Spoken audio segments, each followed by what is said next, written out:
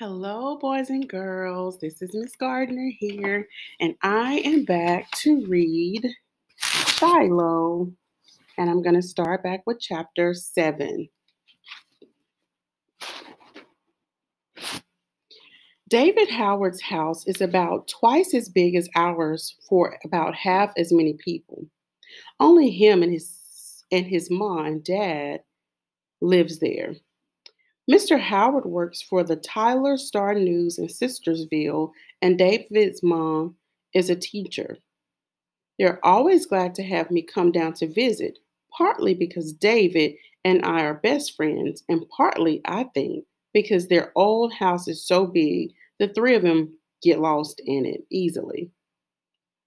It's got 2 floors, three counting the basement and four counting the attic.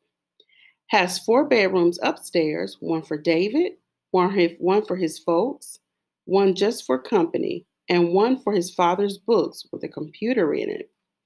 Downstairs, there's a big kitchen, a dining room with a fancy light hanging over the table, a parlor, and a side room with lots of windows just for plants, plus a porch that runs along 3 sides of the house. I told Mom once the Howards had a room just for company, a room just for books, and a room just for plants, and she said that was 3 rooms too many. First time I ever saw any envy in my mom. David says the house used to belong to his great granddaddy, so I figured it'll get to be David someday. Like maybe our little house in the hill and meadow and the far woods will belong to me and Shiloh, except I'd probably have to share it with Darlene and Becky and whoever they marry, and that's a whole lot of people for 4 rooms. Marty, Mrs. Howard says when I ride and ring their doorbell. That sounds like church chimes. We're so glad to see you. Come on in. She's always mean it. It's as though she thinks about me every time when I'm not there. Then David comes whooping downstairs, carrying the helicopter that flies when you pull a string, and pretty soon we're out in the backyard chasing around after the helicopter and telling each other what we've been doing the 6 weeks since school let out.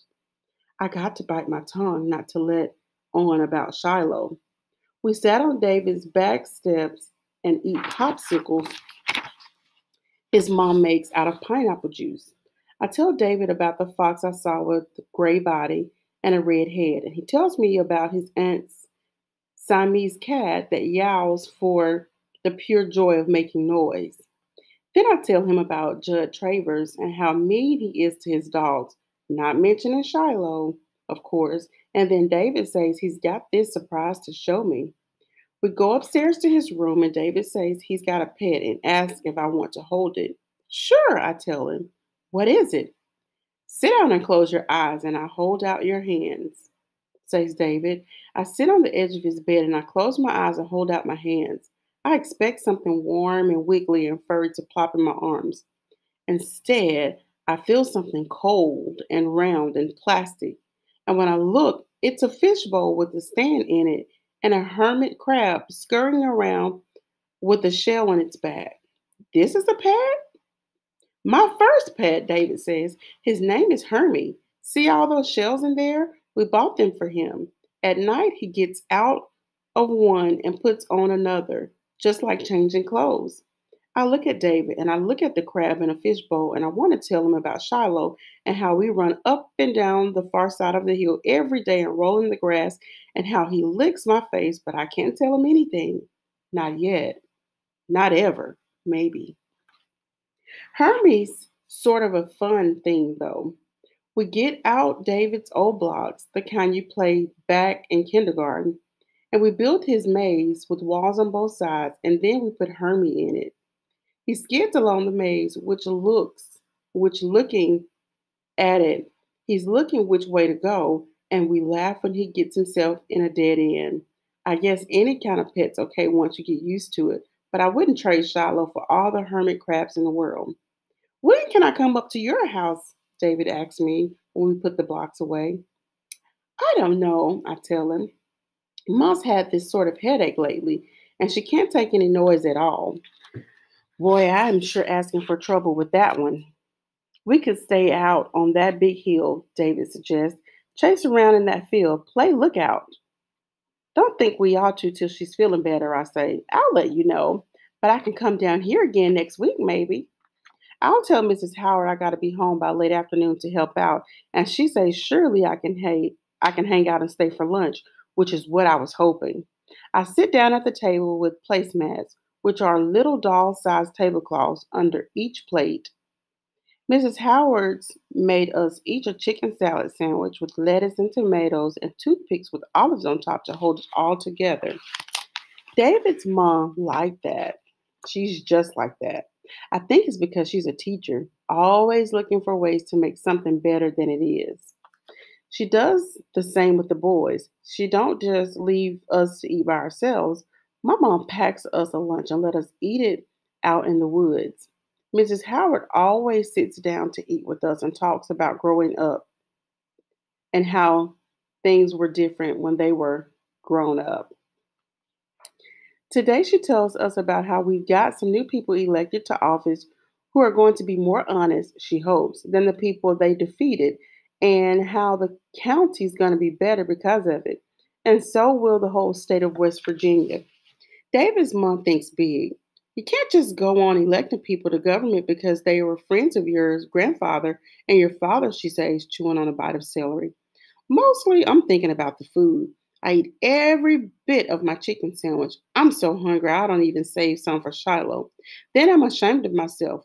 Mrs. Howard notices the way I pick up every little crumb, and she says, I've got enough chicken salad left over for another half of a sandwich, Marty. Would you like it? Sure would taste good on the walk back home, I tell her, and she sets right to work wrapping it up for me. Shiloh's dinner, I tell myself, but lunch isn't over yet.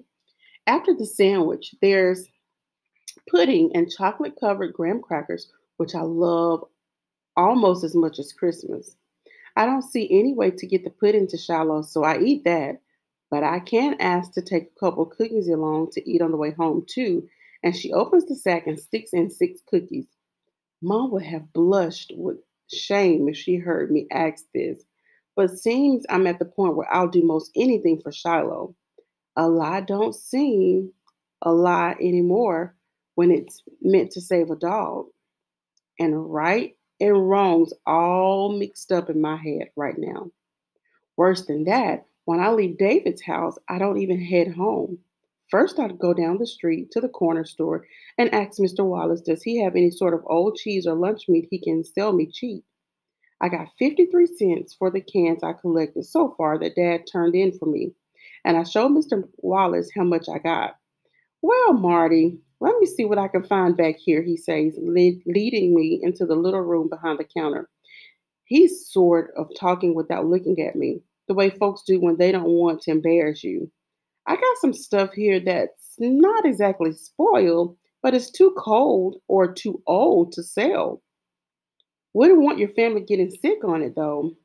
I blushed then because I knew my dad would die of embarrassment if he knew what Mr. Wallace is thinking.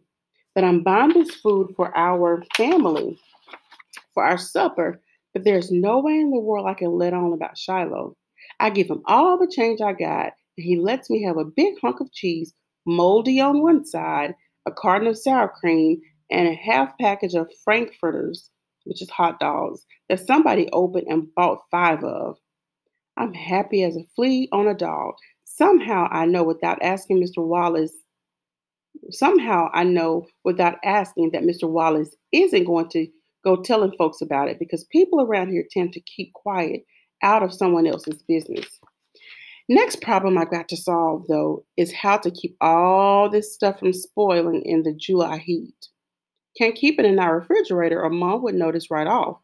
When I get home, Mom's ironing and watching TV, and Darlene and Becky's out on the front swing with paper dolls spread out all over the place. So I fish around out in the shed until I find me an old high C can. I sneak off up the hill with the can and all the food I got with me. Then, with Shiloh watching, I put a rock in the bottom of the can to hold it down. Set it in the cool stream, surround it with rocks, and put the container of sour cream, the frankfurters, which are the hot dogs, and the cheese and cookies in there. Put the plastic lid on and set a large rock on top to keep the raccoons out. I'm so proud of myself, I like to crow. Hungry again, too, but that half chicken salad sandwich from Mrs. Howard is Shiloh's dinner, and I give it to him right off. After that, Shiloh and me go on a good long run over the meadow on the far side of the hill, and after I take him back, put fresh water in the pie pan and love him good, I start down the hill. Halfway to the bottom, here comes Dara Lynn. What are you doing up here? I ask her, heart starting to thump. Just wanted to see what you're doing, she complains. You go off up here almost every day. You leave Becky by herself while Mom's ironing. Becky's okay. She turns and follows me back down the hill. Shiloh up in the pen don't make a sound. That's how smart a dog he is. Well, I guess I was looking for that snake again, but he's hiding from me good, I tell her. You still didn't get it, she said. And when I look back, she's got her eyes to the left, then to the right. You didn't even take your snake stick, she says. She's a smart one, too. Got me a stick back up on the hill, I tell her. How many snakes you figure are up there, Marty? Oh, about 29 that you can see. Baby snakes all over the place, though, hiding, growing into big ones all the time. Darlene walking faster now, hurrying to get on by me, watching every place she sets her foot. I don't feel good about the lies I tell Darlene or David or his mom, but don't feel exactly bad neither. If what Grandma Preston told me once about heaven and hell is true, all liars go to hell, then I guess that's where I'm headed. But she also told me that only people are allowed in heaven, not animals. And if I was to go to heaven and look down to see Shiloh left below, head on paws, I'd run away from heaven for sure.